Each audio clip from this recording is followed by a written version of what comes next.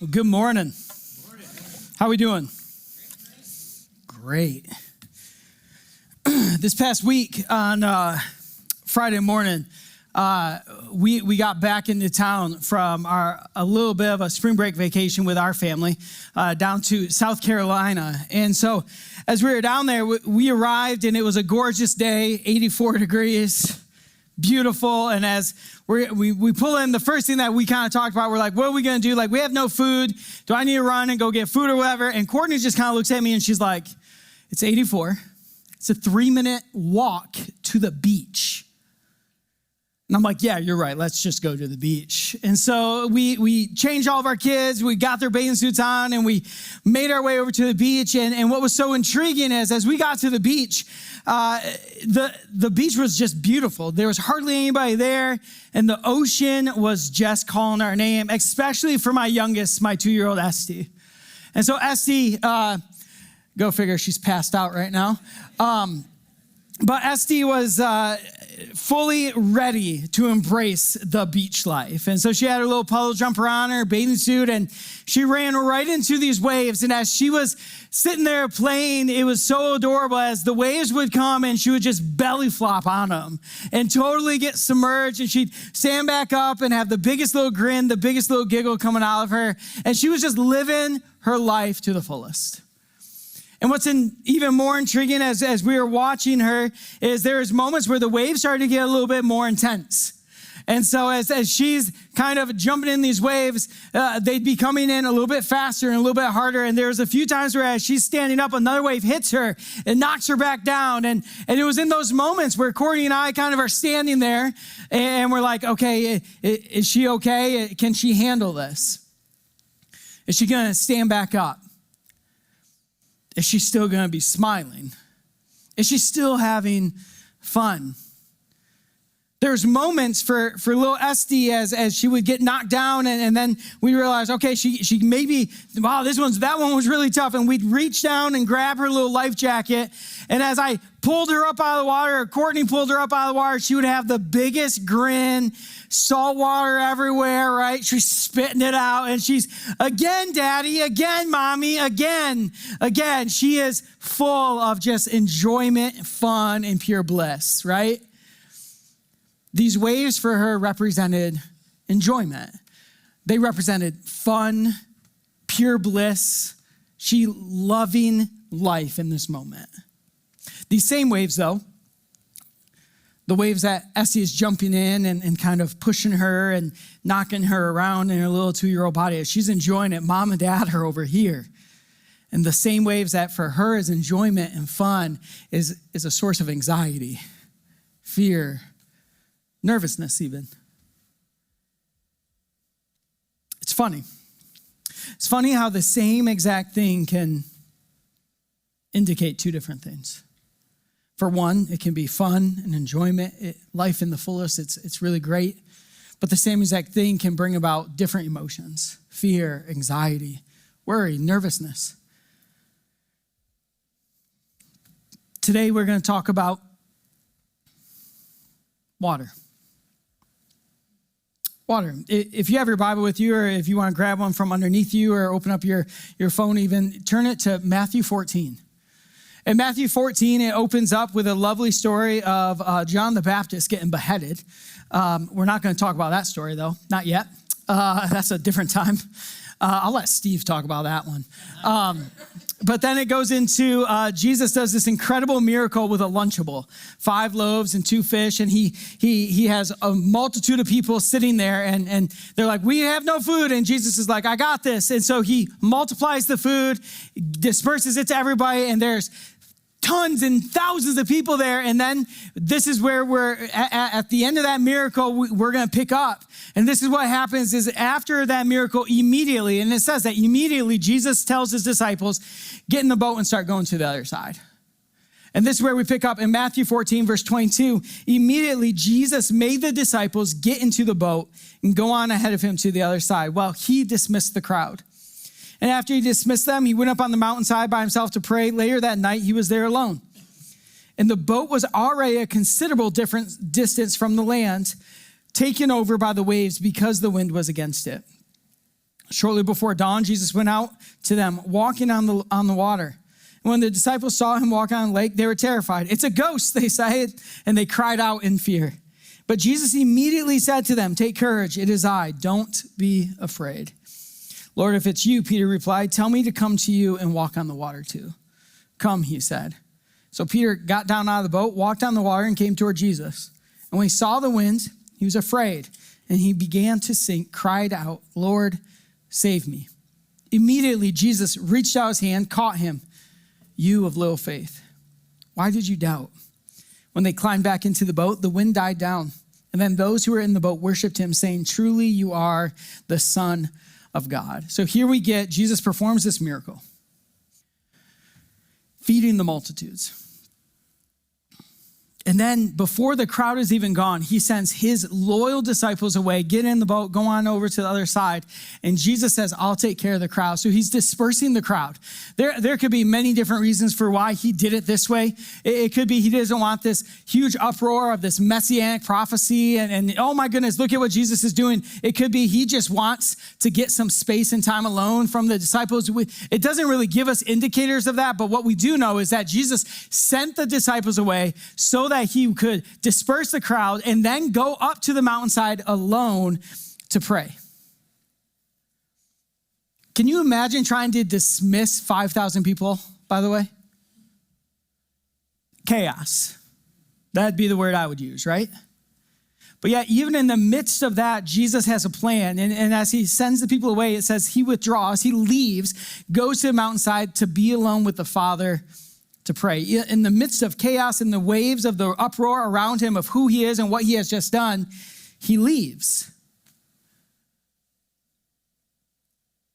I'd be intrigued on what Jesus prayed. No matter what was going on, he couldn't neglect his time alone with the Father in prayer. He was very intentional about that. He sends them away onto the waters, and then as he goes up to the mountainside, did you ever wonder what Jesus prayed? "Hey, Dad, would you watch over them over there in the boat? Just make sure they're safe." Could it be that he is sending up wave after wave of gratitude? "Dad, Father, you are so good. Father God, you are great. Look at what you have done. Look at what you are doing." Could it be that he is petitioning God, would you allow this to happen according to your will, according to your timeline? Would you allow this healing to take place? We don't know. There's a reality that Jesus could have been praying for all of his followers, even for us today. What we do know is that the waves of God's prayer, the waves of prayer from Jesus to the Father, is something that we may never fully understand. How often he prayed, the passion he prayed with, but I am sure that Jesus' prayer life was filled with wave after wave after wave of beautiful worship and prayers to the Father. And it says, as Jesus is still up on the mountainside, the waves and the storm and the wind pick up. Here the disciples are. They're now a great distance, is what it says, many, many miles possibly, or a great distance off of land. And they're in the middle of the sea, and it says the wind picks up. The Sea of Galilee is actually known for the occasional sudden storm just to pick up out of nowhere. How it is shaped and where it's located, it's very common that no matter where you are in the Sea of Galilee, in a moment's notice, a great storm can just pop up out of nowhere. It can be sunny and gorgeous out, but a storm can brew in the Sea of Galilee. And so when we read this text, the Hebrew word that they would have used for water is mahim.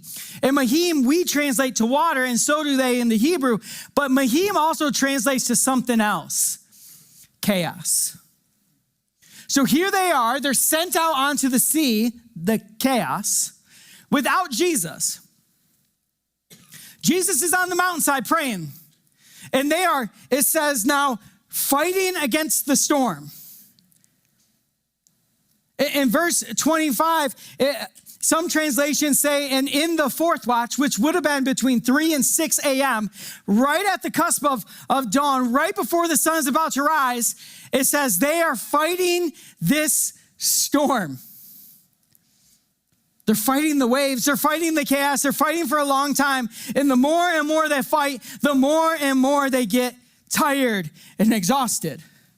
They're exhausted from fighting time after time. They're exhausted from the same wave of what is happening and what's going on. They're exhausted. The anxiety is starting to build. The fears, what is going to happen, is starting to build and go and go. They don't know what's going to happen. They don't know if there's an end in sight. The chaos is building, and you can understand that they're so tired, and all of the disciples are trying their best, but yet they look over, and here Judas is, and he's counting some coins, and then you get James and John, whose nicknames are the sons of thunder, and they're acting like it. They're trying to calm and call down lightning and thunder from the heavens during the storm, and they're wondering, when is this going to end? Is anybody else exhausted? Is anybody else anxious? Because so are they. And you can hear them. Nobody wants to actually articulate it, but every single one of them possibly is thinking it. Where is he? Where is he? He sent us out here. And where is he?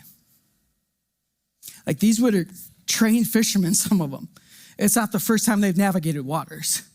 It's not the first time they've navigated storms, but at the end of the day, they're all asking the same question. The tension is building. Where is he? And finally, Jesus comes and he walks on the water. He walks on the water. And the first thing they do is scream. It's a ghost. What is that? I don't know. I've never seen it before. And then look at what Jesus does, though. As they see Jesus, his first words, chill, guys. It's okay. It's me. Just chill. Maybe the presence of God in this moment is an indicator that the problem you are facing currently is not as bad as what you think it is. The presence of Jesus in this moment for them is that he is actually near. He sees them fighting. He sees them exhausted. He sees them trying their best. And then there's Peter. Oh, man. You gotta love Peter. Did you ever wonder what made Peter ask that question? Like, out of all the things you could have asked God in that moment, Peter's question, hey, yo, Jesus, if it's really you out there, tell me to come. And what does Jesus do? Come on out, homie. The water's great. And so it says that Peter gets out of the boat and he starts to walk on Jesus. At what point did Peter's faith shift into a radical, dynamic faith? Have we ever asked that? Like, does Peter ask this question out of doubt? Out of fear? Radical faith?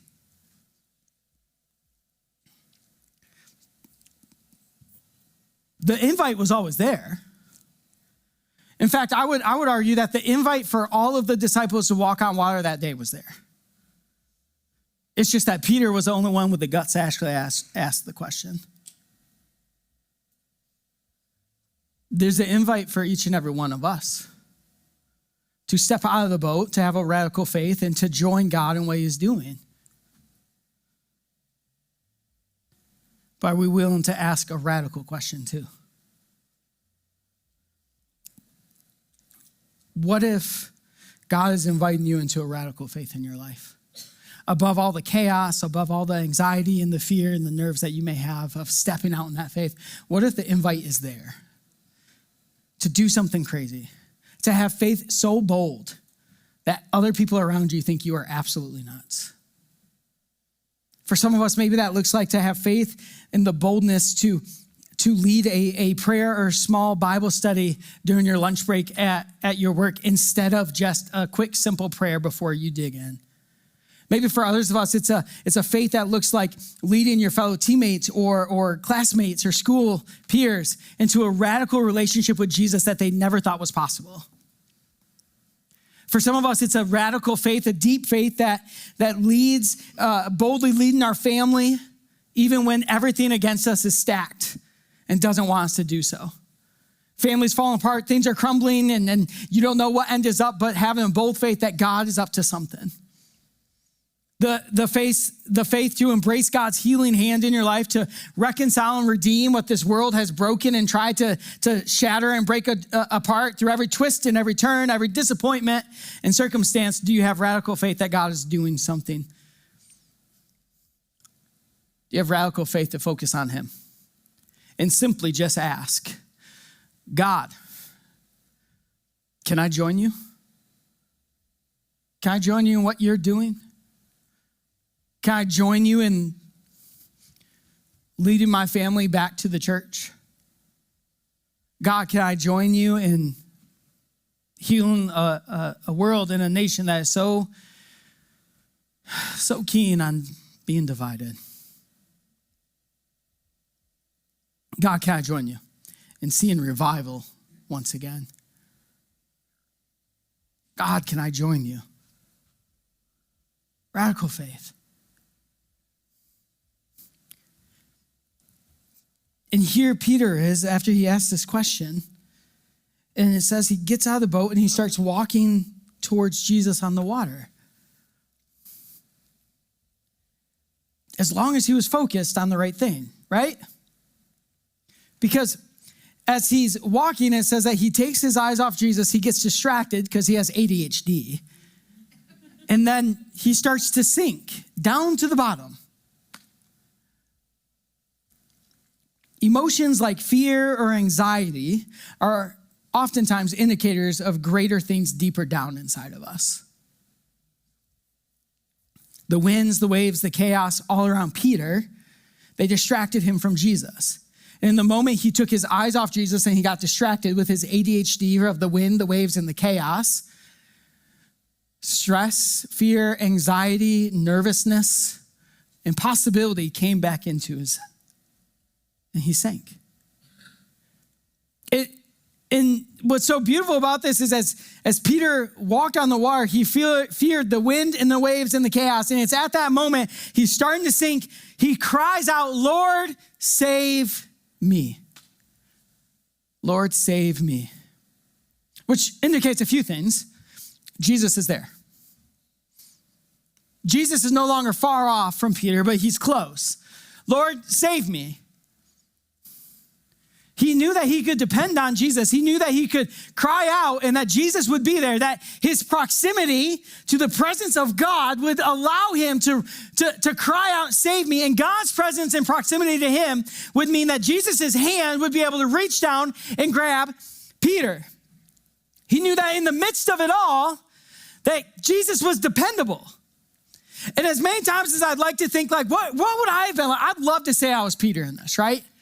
I'd love to say, like, bold faith, like, yeah, let me get out.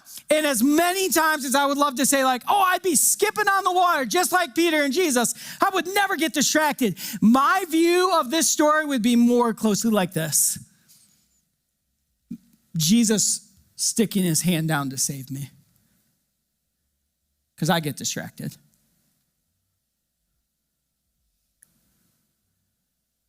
I let fear, nerves, anxiety, whatever you want to say, sometimes control me too.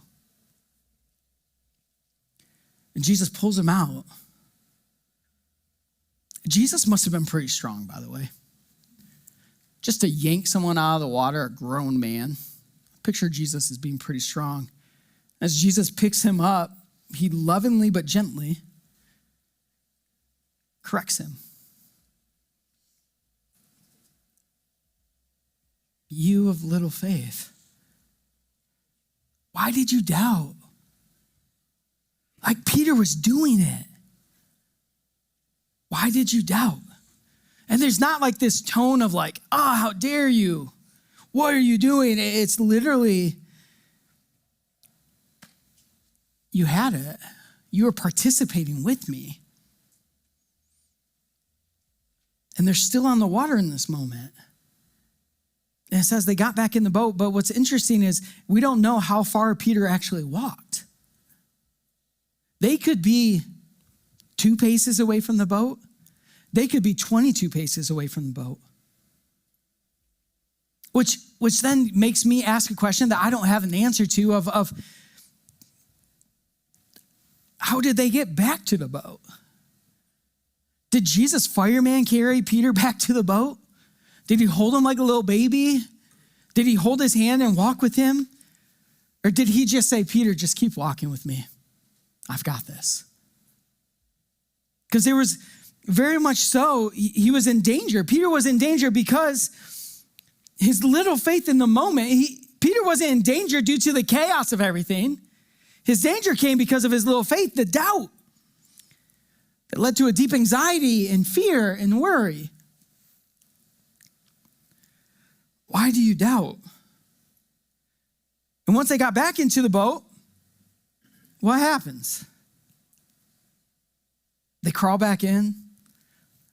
The wind settles down. The waves calm down. And everybody starts worshiping Jesus for who he said he is. Turns into a big bonfire worship session.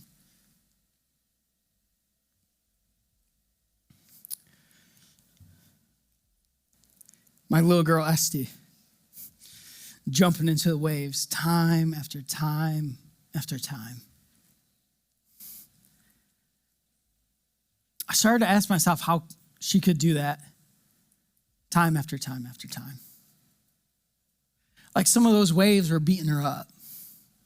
Some of those waves would hit her and she'd fall down, and as she's trying to regain balance, another one would come and take her out again. How did she continue to say again, again, with a smile on her face? How can she continue to do that time after time after time after time?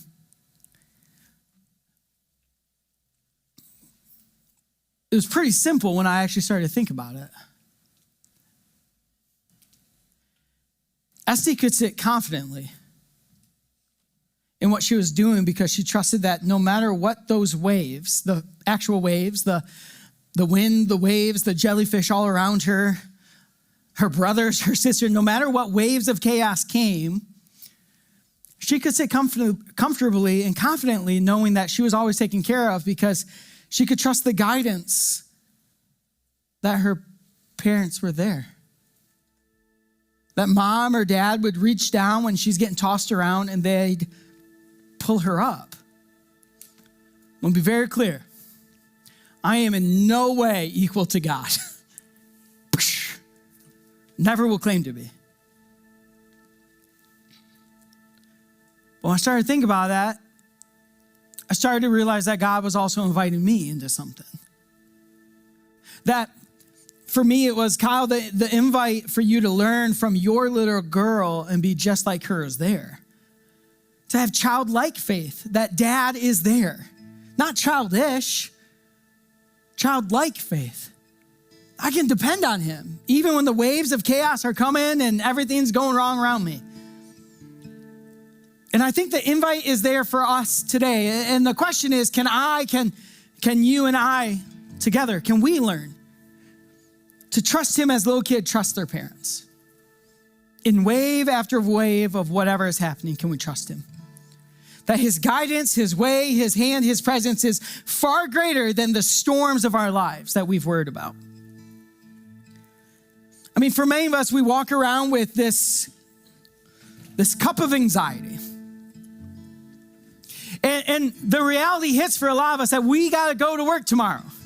And that makes us a little anxious because when we go to work, we know that there's things to do. And when there's things to do, that means there's people involved. And then I get a little bit more anxious and nervous because then when I come home, I have to figure out what to do. And my anxiety and nerves are going to spill over into my family and I don't have a lot left. And then I just need to get away from it all. So what do? Is I call up my friends and I go, hey, I have to get away. And then when I begin sitting around with them, I start talking about it and it just keeps going and going. And then I become toxic and they're like, I got to leave. And I'm like, now I'm left all alone. What do I do? And then I go, God, where are you in all of this? And I don't feel like he's around. I don't feel like he's there. And then I neglect time with him. And over and over and over and over again, I start to ask, what is happening? And God, where are you? And then I have to show up again to work. And I've just spilled everything all over everybody.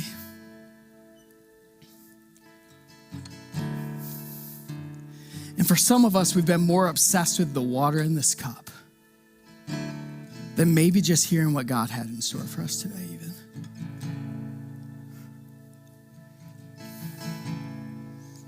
Me holding a glass of water and spilling it and never saying a word, for some of you got anxiety. But the reality is we are never designed to carry the cup of anxiety or fear in our lives. We were designed to trust that God carries it.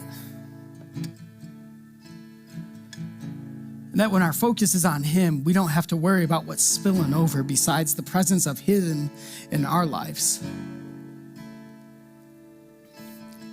We've tried so hard to balance that cup. And we stink at it. Because we get it everywhere. Emotions. Emotions like fear and anxiety are indicators of greater things deeper down inside of us. Like where your focus is actually at. Peter didn't start to sink until he lost focus. I want to be very clear here. I will never stand here and say the answer to your anxiety or worry in your life is to pray harder or worship more or go to church more. I will never say that's the answer. I will say that, yes, those things help us grow in our relationship with Jesus, but anxiety is real. And God has gifted some people, some gifted therapists and counselors with wisdom and knowledge to help us navigate. The Christian counselors help us navigate how to get back deeper into the presence of God so that we can focus on him rather than the things around us. What I'm trying to say in this moment, I guess, is you can have Jesus and a therapist too. I have one. And full disclosure, I need to get back into seeing him. Because my life has been out of whack in some ways too. My answer is not just pray more or worship more or show up here more. My answer is get in God's presence more with people who can guide you deeper into the presence of God.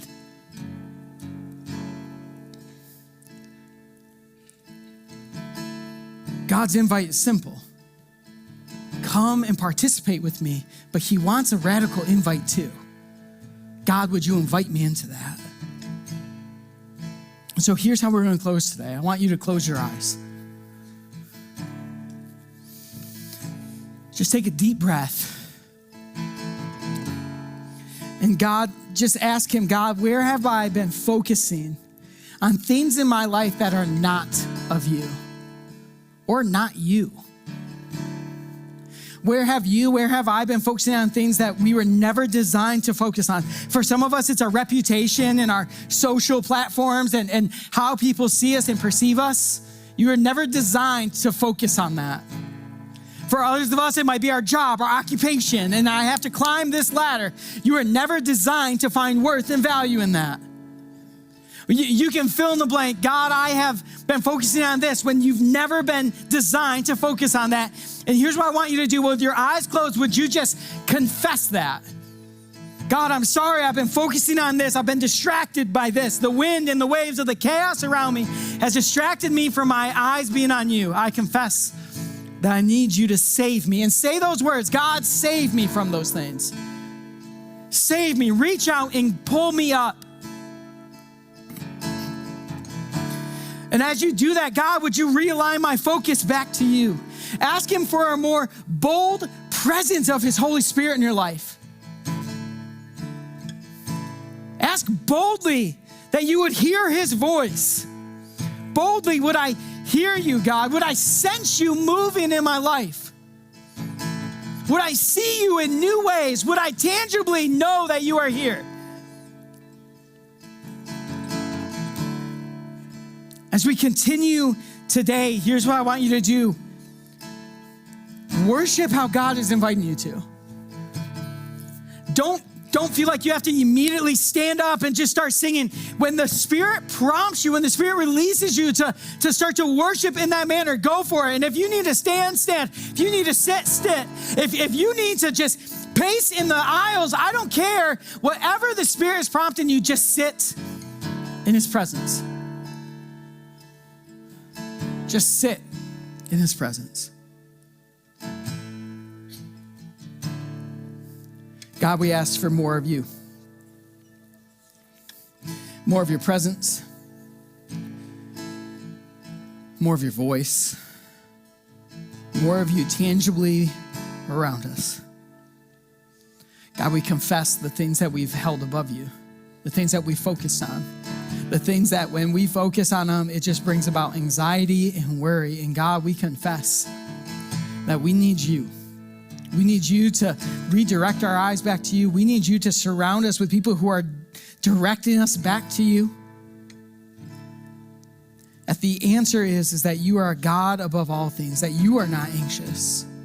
You are not nervous for how things are playing out. You are fully and confidently in control. So Lord, let us sit confident in your presence, knowing that even when the waves come and take us out,